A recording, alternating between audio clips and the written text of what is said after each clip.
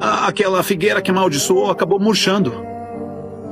Pedro, você me viu caminhar sobre as águas e tá surpreso com isso?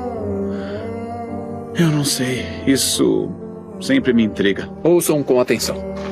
Eu sei que estão confusos, afinal, por que eu iria amaldiçoar uma figueira? Devem ter fé. Vocês já ouviram muitos rabinos falarem sobre mover montanhas?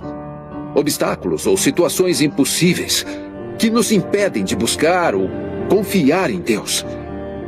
E em verdade, se alguém disser a este monte aqui, levante-se e atire-se no mar, e não duvidar em seu coração, exatamente assim será feito.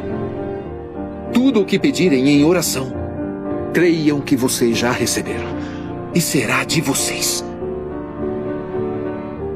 Vocês precisam entender isso, já que vão enfrentar montanhas pelo resto da vida.